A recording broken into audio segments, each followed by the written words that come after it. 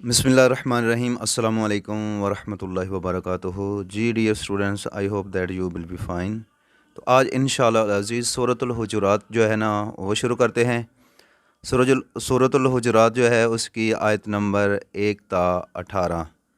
इन तमाम का जो है ना वो मुख्तलिफ़ लेक्चर्स के दौरान जो है तर्जुमा और तशरीह बयान करेंगे। तो चलिए शुरू करते हैं। सूरतुल हुजुरात की आयत नंबर 1 से लेकर 3 तक का तर्जुमा और तफसीर और उसकी तशरीह वगैरह। औज़ुबिल्लाहि मिनश्शैतानिर्रजीम, बिस्मिल्लाहिर्रहमानिर्रहीम। या अय्युहल्लज़ीना आमनू, ए ईमान वालो, ला तुक़द्दिमू, ना आगे बढ़ो किसी काम में, बैन यदायिल्लाहि व रसूलिही, अल्लाह और उसके रसूल के सामने कोई भी काम उनसे पहले ना करो जब तक अल्लाह और उसके रसूल का हुक्म नहीं होता तब तक। वत्तकुल्लाह, और अल्लाह से डरते रहो, तकवा इख्तियार करो। इन अल्लाह समीउन अलीम, बेशक अल्लाह सुनने वाला और जानने वाला है। इस आयत मुक़द्दसा के अंदर अहले ईमान को अल्लाह और उसके हुक्म से तजावज़ करने से मना किया गया है कि जब अल्लाह का हुक्म आ जाए तो सर तस्लीम खम करना है। जब अल्लाह के रसूल सल्लल्लाहु अलैहि वसल्लम का हुक्म तुम्हारे सामने हो, तुम्हारे पेश नज़र हो, तो भी सर तस्लीम खम करना है। जब अल्लाह की ज़ात हो तो ख़ामोश रहना है। अल्लाह के रसूल की बारगाह में भी उनसे पहले कोई काम नहीं करना, उनके अदब एहतराम का लिहाज करना है। तो इसलिए अल्लाह तबारक व तआला ने यहाँ पे आक़ा दो जहाँ सल्लल्लाहु अलैहि वसल्लम की बारगाह के आदाब सिखाए हैं। तो इसके अंदर जो है वो हज़रत इमाम हसन से जो है ना वो रवायत की जाती है कि बाज़ लोगों ने ईद उल अज़हा के दिन नमाज ईद से कबल अपनी कुर्बानी ज़िबा कर ली थी। आप सल्लल्लाहु अलैहि वसल्लम ने फरमाया दोबारा ज़िबा कीजिए, तुम्हारी कुर्बानी मकबूल नहीं हुई। तो तब ये आयत करीमा नाज़िल हुई थी कि जब तक अल्लाह के रसूल सल्लल्लाहु अलैहि वसल्लम कुर्बानी ना कर लें, किसी मुसलमान को इजाज़त नहीं कि वो कुर्बानी का जानवर ज़िबा करे। जिन लोगों ने ईद नमाज से पहले जो है ना नमाज की ईद से पहले कुर्बानियाँ की थी, तो उनको आक़ा दो जहाँ सल्लल्लाहु अलैहि वसल्लम ने दोबारा हुक्म दिया और उन्होंने फिर दोबारा कुर्बानियाँ की हैं। और इमाम तिबरानी किताब अल औसत में हज़रत आयशा सिद्दीक़ा रज़ी अल्लाह ताला अन से रवायत बयान करते हैं कि बाज़ लोग रमज़ान से पहले ही रोज़ा रखना शुरू कर देते थे, तो तब ये आयत नाज़िल हुई। आप सल्लल्लाहु अलैहि वसल्लम ने फरमाया कि रमज़ान से पहले 1 या 2 रोज़े ना रखा करो। अलबत्ता एक शख्स अगर पहले से रोज़ा रखता चला आ रहा है तो ऐसा कर सकता है। ये रवायत असहाब सिता ने भी नकल किया है। तफसीर मज़री के अंदर इसका ज़िक्र किया गया है। अलबत्ता जो 29 शुबान की रात होती है या दिन होता है उसको यौम शक बोलते हैं। तो उस दिन का रोज़ा जो है ना वो नहीं रखना चाहिए, बल्कि अफ्तार करना चाहिए। और रमज़ान से 1-2 दिन पहले रोज़ा नहीं रखना चाहिए। जो लोग रखते हैं उनको मना किया गया कि तुम आप सल्लल्लाहु अलैहि वसल्लम जब तक रोज़ा नहीं रखते हैं, रमज़ान का ऐलान नहीं होता, तो तुमने भी ये काम नहीं करना। और आदाब मुस्तफ़ा सल्लल्लाहु अलैहि वसल्लम को मलहूज़ ख़ातिर रखना है। इसके अलावा इस आयत के ऊपर जो है ना वो कुछ वजाहत इस तरह भी की गई है कि एक वफ़द हुज़ूर नबी करीम सल्लल्लाहु अलैहि वसल्लम के पास हाज़िर हुआ, तो हज़रत अबू बकर सिद्दीक़ और हज़रत उमर फ़ारूक रज़ी अल्लाह ताला अन्हुमा दोनों जो थे वो हुज़ूर नबी करीम सल्लल्लाहु अलैहि वसल्लम की बारगाह में मौजूद थे। तो ये बनी तमीम के कुछ लोग थे जो आप सल्लल्लाहु अलैहि वसल्लम के पास आए। हज़रत अबू बकर सिद्दीक़ ने कहा काका बिन माबद को अमीर मुकर्रर किया जाए उस लश्कर का, और हज़रत उमर फ़ारूक ने कहा नहीं, बल्कि अक़रा बिन हाबिस तमीमी को अमीर बनाया जाए। तो हज़रत अबू बकर सिद्दीक़ रज़ी अल्लाह ताला अन उन्होंने फ़रमाया तुमने फ़कत मुझसे इख्तिलाफ़ का इरादा कर लिया है। तो हज़रत उमर फ़ारूक रज़ी अल्लाह ताला ने जवाब दिया नहीं, मैं मुखालफत तो नहीं कर रहा, बस इसी वजह से दोनों के बीच में तकरार होने लगा और दोनों की आवाज़ बुलंद हो गई। तो अल्लाह ताला ने इस आयत को नाज़िल फरमाया, ला तुक़द्दिमू बैन यदायिल्लाहि व रसूलिही, अल्लाह और उसके रसूल की बारगाह में उनसे आगे ना बढ़ो مطلب کہ وہاں پہ کوئی جھگڑا نہ کرو، وہاں پہ کوئی گفتگو جو ہے اس کے کرنے کے کچھ آداب بیان کیے گئے ہیں، اور ان کا ذکر آگے چل کے جو ہے نا وہ دوسری آیت میں بھی آتا ہے۔ تو اس لیے اس آیت میں یہ وضاحت کی گئی ہے کہ جب آپ اللہ اور اس کے رسول کی بارگاہ میں ہوں، صحابہ کرام کو آداب مصطفیٰ صلی اللہ علیہ وسلم سکھائے جا رہے ہیں کہ اگر آپ کھانے میں شریک ہیں اور سارے لوگ جمع ہیں تو آپ سے پہلے کوئی کھانا نہ شروع کرے۔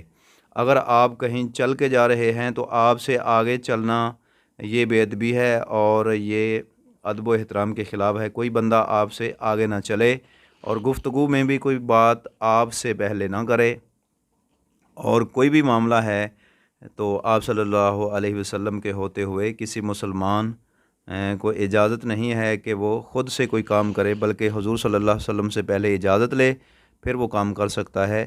یہ اللہ تعالیٰ بارگاہ مصطفیٰ صلی اللہ علیہ وسلم کی ادب سکھا رہا ہے، اور اس پر جو ہے نا وہ سارے مسلمانوں کو عمل کرنا چاہیے۔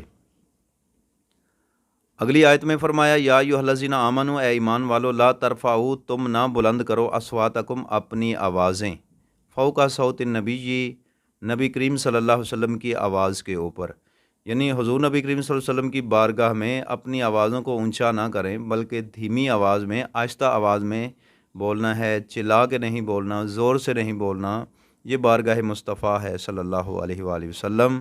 ایک پیغمبر اور رسول صلی اللہ علیہ وسلم کی بارگاہ میں بیٹھ کر اپنی آوازوں کو پست رکھو، آرام سے بولو، حوصلے سے بولو، اور زیادہ زور شور سے نہیں بولنا۔ ولا تجہروا لہ بالقول، اور ان کے لیے کوئی ایسی بات نہ کرو کجہر بعضکم لبعض، جیسا کہ تم آپس میں ایک دوسرے سے بلا تکلف باتیں کرتے ہو۔ ان کے ساتھ ادب کو ملحوظ رکھنا ہے، اچھے الفاظ استعمال کرنے ہیں، ادب اور احترام کے الفاظ جو ہے نا وہ ان کی بارگاہ میں استعمال کرنے ہیں۔ جیسے آپس میں ایک دوسرے کو بلاتے ہو، میرے محبوب صلی اللہ علیہ وسلم کو ایسے پکارنا بھی نہیں ہے۔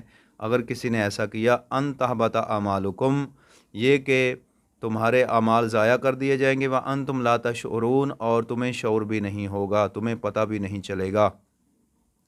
تو یہاں پہ حضور نبی کریم صلی اللہ علیہ وسلم کی بارگاہ کا ادب سکھایا جا رہا ہے، مزید کہ آواز تک بھی آپ صلی اللہ علیہ وسلم کی بارگاہ میں اونچی نہیں ہونی چاہیے، بلکہ انتہائی مؤدب انداز میں، انتہائی سلجھے ہوئے انداز میں، اور انتہائی ادب و احترام کے ساتھ ہاتھ باندھ کر اس بارگاہ میں کھڑے ہونا ہے، تاکہ تمہارے ایمان بھی قبول ہو اور اعمال بھی قبول ہوں۔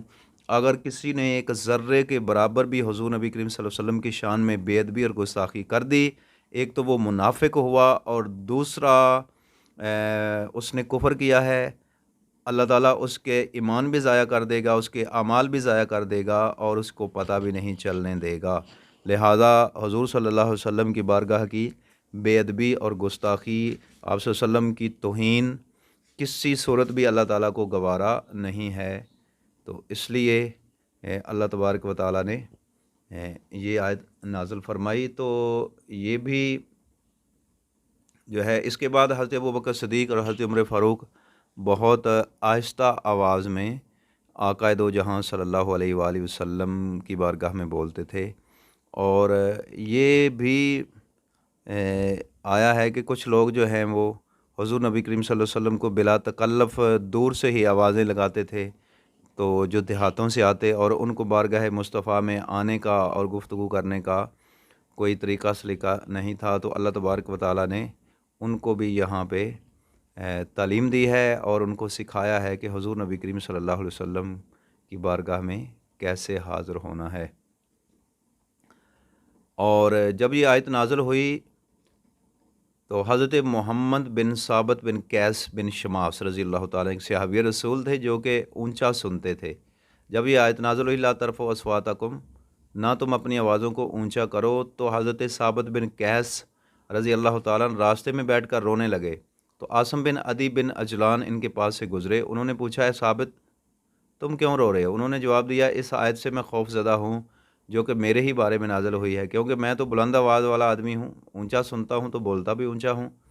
تو حضرت عاصم بن عدی جو ہیں وہ رسول کریم صلی اللہ علیہ وسلم کی بارگاہ میں حاضر ہوئے، اور حضرت قیس کے بارے میں ان کو آپ صلی اللہ علیہ وسلم کی بارگاہ میں بتایا۔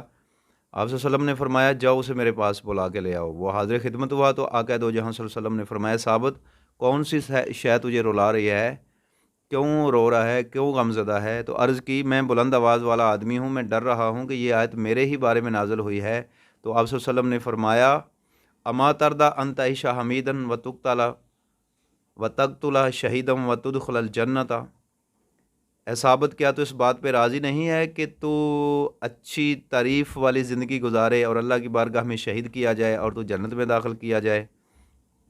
میں نے عرض کی میں راضی ہوں، میں کبھی بھی اپنی آواز رسول اللہ کی آواز سے بلند نہیں کروں گا۔ تو اللہ تعالیٰ نے یہ آیت نازل فرمائی ان الذین یغضون اصواتهم عند رسول اللہ، بے شک وہ لوگ جو اپنی آوازیں رسول اللہ صلی اللہ علیہ وسلم کی بارگاہ میں پست رکھتے ہیں، آہستہ بولتے ہیں، اللہ تبارک و تعالیٰ ان کو دنیا کی بہترین زندگی عطا فرمائے گا اور جنت میں ان کو مقام عطا فرمائے گا۔ تو اس لیے حضور نبی کریم صلی اللہ علیہ وآلہ وسلم کے صحابہ حضور کا ادب کرتے تھے، حضور کا احترام کرتے تھے۔ تمام مسلمان مومنین کو چاہیے، عورتوں کو چاہیے، مردوں کو چاہیے کہ وہ آقا دو جہاں صلی اللہ علیہ وسلم کے لیے اچھے الفاظ استعمال کریں تاکہ اللہ تبارک و تعالیٰ ان پر اپنا خاص رحم و فضل فرمائے۔ ان الذین یغضون اصواتهم عند رسول اللہ اولئک الذین امتحن اللہ قلوبہم للتقوی، بے شک وہ لوگ جو پست رکھتے ہیں اپنی آواز رسول اللہ صلی اللہ علیہ وسلم کی بارگاہ میں، اولئک الذین امتحن اللہ قلوبہم للتقوی، تو ایسے لوگوں کے دلوں کو اللہ نے تقوی کے لیے مخصوص کر لیا ہے۔ لہم مغفرۃ و اجر عظیم، ان کے لیے بہت بڑی بخشش ہے اور بہت بڑا اجر ہے۔ اللہ تعالیٰ ان کی بخشش فرمائے گا اور ان کو اجر عظیم عطا فرمائے گا۔ تو اس لیے حضور صلی اللہ علیہ وسلم روضہ رسول پہ آج بھی کوئی وہاں در مصطفیٰ پہ حاضر ہوتا ہے تو روضہ رسول صلی اللہ علیہ وسلم کے سامنے کھڑے ہو کر بادب ہاتھ باندھ کر بارگاہ مصطفیٰ میں آہستہ آواز میں درود و سلام پیش کرے۔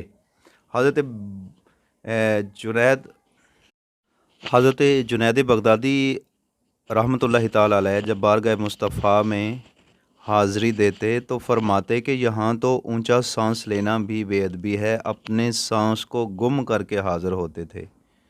حضرت مولانا جامی، مولانا روم، حضرت شیخ سعدی شرازی، بڑے بڑے اکابرین جو ہوئے ہیں وہ بارگاہ مصطفیٰ کا اس قدر ادب کرتے تھے کہ سانس کو بھی اونچا لینا جو ہے نا وہ بے ادبی شمار کرتے تھے۔ تو اس لیے جو اللہ کے ولی ہوتے ہیں، جو اللہ کے خاص بندے ہوتے ہیں، وہی آقا دو جہاں صلی اللہ علیہ وسلم کا اپنے محبوب نبی کا ادب و احترام کرتے ہیں۔ تو اللہ یہاں پہ امت کو تعلیم دے رہا ہے کہ تم بھی میرے مصطفیٰ صلی اللہ علیہ وسلم کے بارگاہ کے آداب کو سمجھو، سیکھو، کیسے زندگی گزارنی ہے، کس طرح حضور صلی اللہ علیہ وسلم کی بارگاہ میں عرض و معروض کرنا ہے اور کن الفاظ میں ذکر کرنا ہے، کہیں بے ادبی اور توہین نہ کر بیٹھنا۔